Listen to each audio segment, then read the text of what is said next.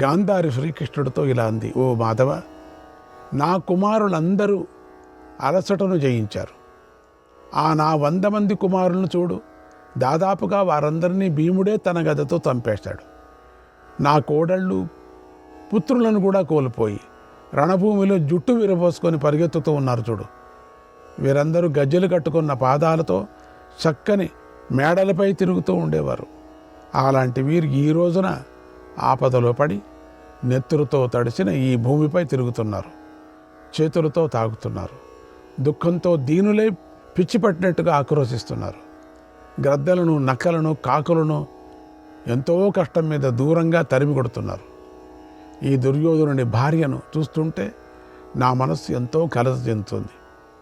కొందరు ఇక్కడ మరణించిన సోదరులను, కొందరు తండ్రులను, మరికొందరు కొడుకులను చూసి వారిని పట్టుకొని పడిపోతున్నారు చూడు.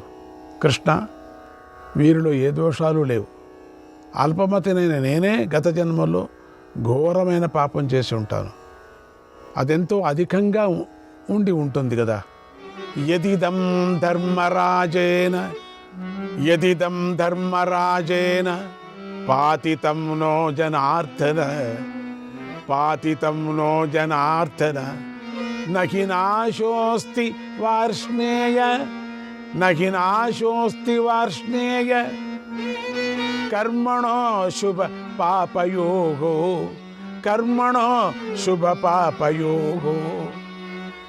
ఓ జనార్దన, అందుకే ధర్మరాజు నా వారిని అందరినీ వధించాడు. పుణ్యకర్మలైన పాపకర్మలైన ఫలితాన్ని అనుభవించకపోతే నశించవు కదా. ఈ స్త్రీలు నవయవనులు, వీరు ఉత్తమ వంశంలో పుట్టారు. వీరు చక్కని రూపవతులు. ఈ రోజున వీరు దుఃఖశోకాల్లో మునిగి మోహానికి లొంగిపోయారు. బెగ్గురు పక్షుల్లాగా రోధిస్తూ పడి ఉన్నారు. ఓ పుండరీకాక్ష, ఏ మచ్చ లేక వికసించిన తామరాల్లాగా వీరు ప్రకాశిస్తున్నారు. అలాంటి ఈ కాంతుల ముఖాలను ఈ రోజున సూర్యుడు తప్పింపజేస్తున్నాడు. ఓ వాసుదేవ, నా కుమారులు మదించిన ఏనుగుల్లాగా పొగరెక్కి ఉన్నారు, ఈర్ష్యతో ఉన్నారు. వీరందరి భార్యలు ఇప్పుడు ఎవరికీ కనిపించేవారు కాదు కదా, అంతఃపురాల్లోనే నివసించేవారు. అలాంటి నా కుమారుల భార్యలను ఈ రోజున సామాన్యులందరూ చూస్తున్నారు. గోవిందా, చూడు, ఇదిగో దుశ్శాసనుడు. ఇతడిని భీముడు చంపి ఇతడు సర్వ అవయవాల నుండి నెత్తురు త్రాగాడు. ఇతడు అక్కడ పడుకొని ఉన్నాడు చూడు. ఓ జనార్దన, సభలో జూదంలో ఓడిపోయిన ద్రౌపదిని చూసి తన సోదరుడికి కర్ణుడికి ఆనందం కలిగించాలని ఈ దుశ్శాసనుడు ఆనాడు ఇలా అన్నాడు, ఓ ద్రౌపది, నువ్వు సహదేవుడు, నకులుడు, అర్జునుడితో సహా మాకు దాసి అయ్యావు. వెంటనే మా ఇంటిలోకి వెళ్ళు అన్నాడు. కృష్ణ, అప్పుడు నేను దుర్యోధనుడికి ఇలా చెప్పాను, మృత్యుపాశ పరిక్షిప్తం శకునిం పుత్రవర్జయ నిబోధైనం సుదుర్బుద్ధిం మాతులం కలహప్రియం క్షిప్రమేనం పరిత్యజ్య పుత్రశామ్యస్వ పాండవైః.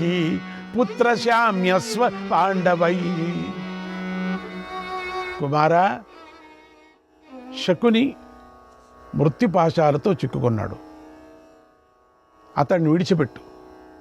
నీ మేనమామకు కలహం అంటే ఇష్టం. ఓ దుర్మతి, దాన్ని గ్రహించు. వెంటనే శకుని విడిచి పాండవులతో సంధి చేసుకో. ఓ దుర్బుద్ధి, భీముడికి సహనం తక్కువ, నువ్వు అది అర్థం చేసుకో. తీక్షణమైన మాటలతో భీముడిని రెచ్చగొడుతున్నావు అని ఏకాంతంలో చెప్పాను. అచ్చం అలాగే భీముడు ఈ యుద్ధ సమయంలో ఆ వాగ్బాణాలను తలుచుకున్నాడు. పాము ఆబోతులను కాటువేసినట్లుగా నా కుమారులపై విషాన్ని కక్కాడు. సింహం మహాగజాన్ని చంపినట్లుగా భీముడు నా దుశ్శాసనుడిని చంపాడు. దుశ్శాసనుడు తన విశాలమైన భుజాలను ఎలా చాచి పడుకున్నాడో చూడు. భీముడు అతి రౌద్రంగా ప్రవర్తించాడు. రణభూమిలో కోపంతో దుశ్శాసనుడి రక్తాన్ని త్రాగాడు అంది గాంధారి. భీముడు వెనకాల రక్తం త్రాగలేదని సత్యం చెప్పాడు. కానీ పుత్రశోకానికి వశురాలై ఆమె ఆ మాటలు మర్చిపోయింది. త్రాగాడు అనుకుంటూ ఉంది. శ్రీకృష్ణాయ పరమాత్మనే నమః. 19వ అధ్యాయం. గాంధారి శ్రీకృష్ణుడితో ఇలా అంది. ఓ మాధవ, ఇదిగో వికర్ణుడు. ఇతడిని పెద్దలు మెచ్చుకుంటూ ఉంటారు. ఈ వికర్ణుడి భీముడు 100 ముక్కలు చేశాడు. ఇతడిప్పుడు మరణించి నేల మీద పడి ఉన్నాడు. ఇతడు శరత్కాలంలోని నేలమేఘాల మధ్యలో ఉన్నటువంటి చంద్రుడిలాగా ఏనుగుల మధ్య పడుకొని ఉన్నాడు. ధనుస్సును పట్టుకొని ఉన్నాడు. ఈ వికర్ణుడి చేతిపై పెద్ద కాయ కాసి ఉంది. దానిపై చేతి తొడుగును ధరించున్నాడు. గ్రద్దలు దాన్ని తినాలని చాలా కష్టపడి ఖండిస్తున్నాయి. మాధవ, ఇదిగో ఈమె వికర్ణుడి భార్య. తన భర్త మాంసం తినాలని మీదకు దూకుతున్నటువంటి గ్రద్దలను కాకలను అదే పనిగా ఈమె నివారిస్తుంది చూడు. పాపం, ఒక్కొక్క గద్దను ఒక్కొక్క కాకిని దాన్ని తోలుకొని పోతూ ఉన్నది దూరంగా. అవి వచ్చేలోపు ఇంకొక గద్ద తింటుంది. కానీ ఈమెకు అది చేత కావటం లేదు చూడు. ఒక గద్ద పోతే ఇంకొక గద్ద వస్తుంది. మాధవ, వికర్ణుడు శూరుడు, యువకుడు, దేవతా సమానుడు, సుఖంగా జీవించినవాడు, సుఖంగా జీవించిన తగినవాడు. అలాంటి వాడు ఈ రోజున దుమ్ములో పడి ఉన్నాడు. అయినా ఇప్పటికీ అతడి కళ తగ్గలేదు. చూసుకో. ఇదిగో దుర్ముఖుడు. ఎందుకంటే ఈ వికర్ణుడు తానొక్కడే చెప్పింది, చేయవద్దు నువ్వు అన్నా అని, ద్రౌపదిని పట్టుకోవద్దు అని. కానీ వాడిని కూడా నెట్టేశారు అనుకోండి. అందుకని పుణ్యాత్ముడు అని చెప్పవలసి వచ్చింది. ఇక్కడ గాంధారి చెప్పింది పుణ్యాత్ముడు అని చెప్పింది. మిగతా వాళ్ళకి ఎవరికి చెప్పలే. పుణ్యాత్ముడని మాటను ఉపయోగించలేదు. వికర్ణుడికి మాత్రమే ఉపయోగించింది. ఇదిగో దుర్ముఖుడు. ఇతడు సంగ్రామ శూరుడు. ఇతడు భీముడి చేతిలో చచ్చి వెల్లకలా పడుకొని ఉన్నాడు చూడు. కృష్ణ, ఈ దుర్ముఖుడిని ముఖాన్ని చూడు. క్రూర జంతువులు సగం తినేశాయి. అయినా ఇతడు సప్తమి నాటి చంద్రుడిలాగా ఎంతో ప్రకాశిస్తున్నాడు. అటువంటి నా కుమారుడు ఈ రోజున శత్రువుల చేతిలో మరణించి ఎలా దుమ్ము కరుస్తున్నాడో చూడు. అట్లా పడుకున్నాడు చూడు. రణభూముల్లో ఇతడికి ఎదురు నిలబడేవాడు లేడు. ఇతడు దేవలోకంలో అయినా గెలుస్తాడు. అటువంటి ఈ దుర్ముఖుణ్ణి శత్రువులు ఎలా చంపగలిగారు? నాకిదెంతో ఆశ్చర్యంగా ఉంది. ఓ మాధవ, ఇటు చూడు. ఇక్కడ చిత్రసేనుడు పడిపోయి ఉన్నాడు.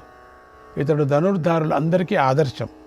ఇతడు చిత్రమైన మాలలు ఆభరణాలు ధరించున్నాడు. యువతలు శోకిస్తూ క్రూర జంతువులతో కలిసి ఇతడిని సేవిస్తున్నారు. ఒకవైపు స్త్రీల రోదన ధ్వని, మరోవైపున క్రూర జంతువుల గర్జనలు. ఈ అద్భుతమైన సన్నివేశం నాకు చాలా విచిత్రంగా కనిపిస్తుంది. ఓ మాధవ, వింశంతి యువకుడు అందమైన స్త్రీలతో ఎప్పుడూ గౌరవించబడుతూ ఉంటాడు. అటువంటి వాడు ఈ రోజున ధూళిలో పడుకొని ఉన్నాడు చూడు. శత్రువుల బాణాలు ఈ వింశంతి యొక్క కవచాన్ని బద్దలు చేశాయి. ఇతడు యుద్ధంలో చనిపోయాడు. గద్దలు ఇతడిని 4 వైపులా చుట్టూ కూర్చొని ఉన్నాయి. ఈ శూరుడు పాండవ సేనలో ప్రవేశించి గొప్పగా పోరాడాడు. ఈ రోజున సత్పురుషులకు తగినట్లుగా వీరశయ్యంపై పడుకున్నాడు. ఇతడు ముఖాన్ని చూడు. చక్కని ముక్కు, చక్కని కనుగొమ్మలు, చిరునవ్వుతో చంద్రుడిలాగా వెలిగిపోతోంది. నిర్మలంగా ఉంది. గతంతో ఎంతోమంది గొప్ప కాంతులు ఇతడిని సేవిస్తూ ఉండేవారు. ఇదిగో దుస్సహుడు. ఇతడు శత్రు సైన్య సంహారకుడు, శూరుడు, యుద్ధానికే శోభ కల్పిస్తూ ఉంటాడు. అటువంటి ఈ దుస్సహుణ్ణి ఎవడూ సహించలేడు. అలాంటి ఈ దుస్సహుడు ఈ రోజున మరణించాడు. యుద్ధభూమిలో బంగారు హారాలతో వెలిగిపోతున్న కవచంతోనే శోభిస్తూ ఉన్నాడు. మండుతున్న శ్వేతపర్వతంలాగా ప్రకాశిస్తూ ఉన్నాడు. ఇతడిని చూడు అని కృష్ణుడితో అంది గాంధారి. శ్రీకృష్ణాయ పరమాత్మనే నమః. 20వ అధ్యాయం. గాంధారి శ్రీకృష్ణుడితో ఇలా అంది. ఓ కృష్ణ, అభిమన్యుడు గర్వించిన సింహం వంటివాడు, అభిమానవంతుడు. ఆ అభిమన్యుడి గురించి నువ్వు అర్జునుడికే ఒకసారి ఇలా చెప్పారు. అతడు బలంతోనూ పరాక్రమంతోనూ మాకన్నా 1.5 రెట్లు ఎక్కువ అన్నారు. అతడు ఒంటరిగానే శత్రుసేనను నాశనం చేశాడు. అతడు ఎంతోమంది శత్రువుల మరణానికి కారకుడయ్యాడు. చివరకు తాను కూడా మరణించాడు. కృష్ణ, ఆ అభిమన్యుడు చనిపోయినా కాంతిని కోల్పోలేదు. నాకు అలాగే కనిపిస్తున్నాడు.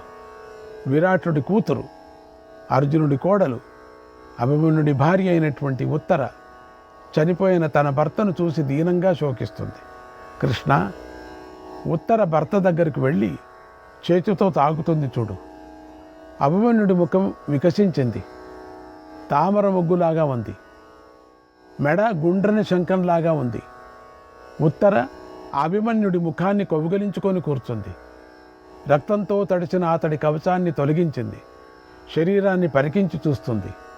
నీతో ఇలా అంటోంది, ఓ పుండరీకాక్ష, నీ కన్నుల వంటి కన్నులు గలవాడు ఈ అభిమన్యుడు. ఇతడు మరణించాడు. ఎందుకంటే అభిమన్యుడు మరణిస్తూనే వాడి మీద తైలం పోశారట. అంటే ఆ శరీరం చెడిపోకుండా ఉండటానికి. అందుకని అట్లా చెక్కు చెదరుకోకుండా ఉన్నాడు. అది కొంతమందికి మాత్రమే ఆ తైలం పోశారు. అందుకని కొంతమంది కాకులు ముట్టలేదు, గద్దలు ముట్టలేదు. తైలం ఉంది కదా, తైలం ఉంటే ముట్టవు కదా, చెడిపోలేదు కదా. ఎక్కడెక్కడ దెబ్బలు తిన్నారో అట్లట్లే పడుకున్నారు. మిగతా వాళ్ళకి దుర్యోధనుడు కూడా ఎవరు పోయలేదు. మిగతా వాళ్ళకి అందరికీ కూడా కొంతమందికి వికర్ణుడికి ఎవరో పోశారు. అందుకని అట్లా చెక్కు చెదరుకొని ఉన్నాడట. అభిమన్యుడికి కూడా పోశారు. ఇది ఆ తైలం పోస్తే శరీరము ఏం కాదు. ఓ అనగా అభిమన్యుడు బలంతోనూ పరాక్రమంతోనూ తేజస్సులోనూ రూపంలోనూ కూడా నీతో సమానుడు. అతడు శత్రువుల దాడిలో నేల కూలిపోయాడు. అద్ది ఆ ఉత్తర ఇంకా ఇలా అంటోంది, ఓ నాథ, నువ్వు మరీ సుకుమారుడు. మృగచర్మంపై పడుకొని ఉంటావు. ఇప్పుడు నేలపై పడుకుంటే నీ శరీరానికి నొప్పి కలగటం లేదా? నువ్వు భుజాలకు ఏనుగు తొండల్లాగా పెద్దవి కదా నీకు. అల్లెత్రాటివి లాగటం వలన బిరుసెక్కని చర్మం కలివి అయిన బంగారు అంగదాలను ధరించి ఉంటావు కదా నువ్వు. అటువంటి విశాల భుజాలను ఈ రోజున చాచి నేలపై పడుకున్నావు. ఎన్నో విధాలుగా శ్రమించి అలసటతో సుఖంగా నిద్రపోతున్నావా? ఇలా దీనంగా మాట్లాడుతున్న నాతో మాట్లాడవా? గతంలో నన్ను దూరం నుంచి చూడగానే మాట్లాడేవాడివి కదా. నేను ఏ తప్పు చేసినట్లుగా గుర్తులేదు. మరి నాతో ఎందుకు మాట్లాడవు? ఓ పూజ్యుడా, నీ తల్లిదండ్రులను దుఃఖంతో దీనంగా ఉన్నటువంటి నన్ను విడిచి ఎక్కడికి వెళ్ళావు అంటూ రోధిస్తుంది. అభిమన్యుడి ముఖాన్ని ఒడిలో పెట్టుకొని నెత్తురుతో తడిచిన అతడి కేశాలను చేతిలో పైకెత్తుకుంది. అభిమన్యుడు బ్రతికి ఉన్నట్లుగానే ఆమె అడుగుతోంది కూడా. ఇంకా ఇలా అంటోంది, నువ్వు వాసుదేవుడి మేనల్లుడు కదా, అర్జునుడి కుమారుడు కదా. అలాంటి నిన్ను రణభూమిలో ఈ మహారథులు ఎలా చంపగలిగారు? కృపుడు, కర్ణుడు, సైంధవుడు, ద్రోణుడు, అశ్వత్థామ, నేను వారిని అసహించుకుంటున్నాను. నాకు దుఃఖం కలిగించాలని బాలుడు, ఒంటరివాడు అయిన నిన్ను చుట్టుముట్టి చంపుతున్నప్పుడు వారి మనస్సులు ఏమాత్రం జాలి లేకుండా ఉన్నాయా? వాళ్ళంతా ఎత్తి పెంచిన వాళ్ళు కదా, ఎట్లా చంపారు నిన్ను? పాండవులు, పాంచారులు చూస్తూ ఉన్నారు. అయినా నువ్వు అనాథలాగా ఎలా మరణించావు? అనేకులు కలిసి నిన్ను యుద్ధంలో చంపేశారు. అలాంటి నిన్ను చూసి అర్జునుడు ఎలా బ్రతుకుతాడు? శత్రువులను ఓడించి నువ్వు గెలుచుకున్న లోకాలను నేను ధర్మాన్ని పాటిస్తూ ఇంద్రియ నిగ్రహంతో గెలుచుకుంటాను. వేగంగా నిన్ను అనుసరించి వస్తాను. అక్కడ నా కోసం ఎదురు చూడు. మరణకాలం సమీపించకపోతే ఎవడు కూడా తేలిగ్గా చావడు కదా. అందుకే నేను దురదృష్టవతిని. యుద్ధరంగంలో మరణించిన నిన్ను చూసి కూడా ఇంకా బ్రతికే ఉన్నాను. అందగాడవైన నువ్వు అప్సరసల ఎదుట చిరునవ్వు నవ్వుతూ మాట్లాడతావు. వారి మనస్సులను దోచేస్తావు నాకు తెలుసు. ఓ వీరుడా, నువ్వు పుణ్యాత్ములు వెళ్ళే లోకాలకు వెళ్ళి అప్సరలతో కలిసి విహరిస్తూ ఉంటావు. ఆయా సమయాల్లో అయినా నా పనులను తలుచుకుంటావా? అంటే ఆడమనేసి ఒక దుఃఖం ఎంత ఉంటుందో అని ఇక్కడ వస్తుంది బయటికి. ఓ నాథ, ఈ లోకంలో నాతో నీ సహవాసం కేవలం 6 నెలలకే పరిమితమైంది. 7వ నెలలోనే నువ్వు మరణించావు అని ఉత్తర ఎంతగానో దుఃఖిస్తుంది. ఆ ఉత్తరను మత్స్యరాజ కులకాంతులు పక్కకు తీసుకొని వెళుతున్నారు. ఆమె సంకల్పాలన్నీ వ్యర్థమైపోయాయి. దీనురాలైనటువంటి ఆ ఉత్తరను చూసి విరాటుడి కాంతలందరూ విలపిస్తున్నారు. అదొక్కటే మిగిలింది, ఆ కోడలు ఒక్కటే మిగిలింది. ఆ దాంట్లో ఉండే గర్భంలో ఉండే శిశువే మిగిలింది. అది నువ్వేరా అని అంటున్నారు. ఆ విరాటుడు ద్రోణుడి అస్త్రాల చేత, బాణాల చేత బాగా గాయపడ్డాడు. రక్తంతో తడిసిపోయాడు, మరణించాడు. ఇదిగో విరాటుడు. ఆయనను గద్దలు, నక్కలు, కాకులు అటు ఇటు లాగుతున్నాయి. విరాటుడి కాంతలు ఎంతో ఆదుర్దపడుతూ వాటిని నివారిస్తున్నారు. తరిమి కొట్టాలని ఎంతో ప్రయత్నం చేస్తున్నారు. కానీ అది వారికి చేత కావటం లేదు. ఆ స్త్రీలందరూ ఎండలో బాగా తప్పించి శ్రమపడి ఉన్నారు. వాటితో ఆ కాంతుల ముఖాలు కాంతిని కోల్పోయాయి. వారి శరీరం కాంతిహీనమైపోయింది. ఓ కృష్ణ, ఉత్తరుడు అభిమన్యుడు, సుదక్షిణుడు, లక్ష్మణుడు వీరందరూ బాలకులు, అయినా మరణించారు. ఈ రణభూమి మధ్యలో పడిపోయి ఉన్నటువంటి నా లక్ష్మణుని చూడు అని కృష్ణుడితో అంది గాంధారి. కృష్ణాయ పరమాత్మనే నమః. 21వ అధ్యాయం. గాంధారిని కర్ణుడు గుర్తుకొచ్చాడు గాంధారీదేవికి. ఆమె కృష్ణుడితో ఇలా అంది, కృష్ణ, కర్ణుడు మేటి వీలుకాడు, మహారథుడు. అర్జునుడు తేజస్సుతో అణగారిపోయాడు. పాపం మంట ఆరిపోయినటువంటి అగ్నిలాగా ప్రశాంతంగా ఈ రణభూమిలో పడుకొని ఉన్నాడు. అతడెందరో అతిరథులను చంపాడు. వారి రక్తంతో పూర్తిగా తడిసిపోయాడు. అలాంటి సూర్యసుతుడైన కర్ణుడు నేలపై పడుకున్నాడు అన్నాడు. చూడు, అతడు అసహనశీలుడు, రోషం గలవాడు, మేటి వెలుకాడు. అర్జునుడి చేతిలో మరణించాడు.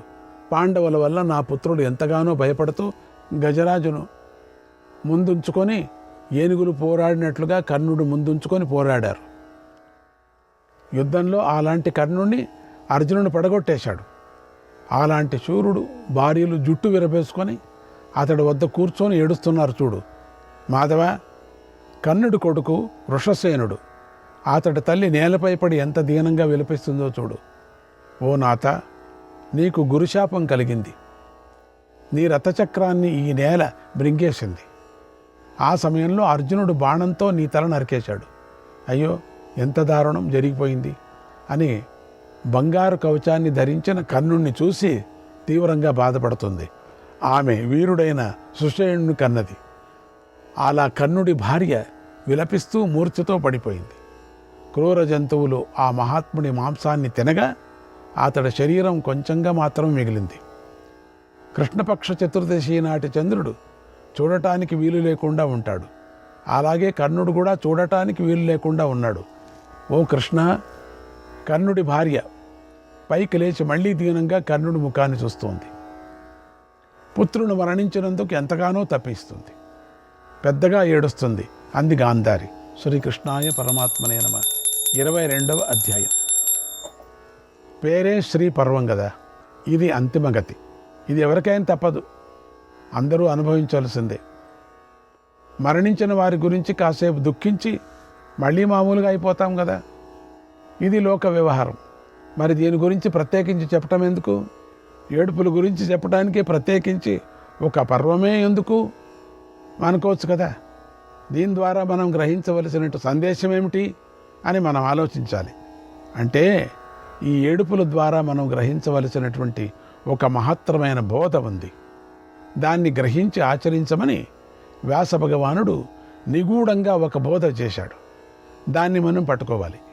అదేమిటంటే, మంచి చేసుకుంటే లోకులు నోటిలో స్తుతి మిగులుతుంది. మంచివాడిని లోకులు పొగుడుకుంటూ ఉంటారు. ఈ లాభం వల్ల పరలోకంలో మేలు కలుగుతుంది, సౌఖ్యాలు లభిస్తాయి. చెడుగా ఉంటే, చెడు చేసుకుంటే నింద మాత్రమే మిగులుతుంది. లోకులు తిట్టుకుంటూ ఉంటారు. దీనివల్ల పరలోకంలో ఎలాంటి లాభము కలగదు. దీన్ని గ్రహించండి. శ్రీకృష్ణాయ పరమాత్మనే నమః.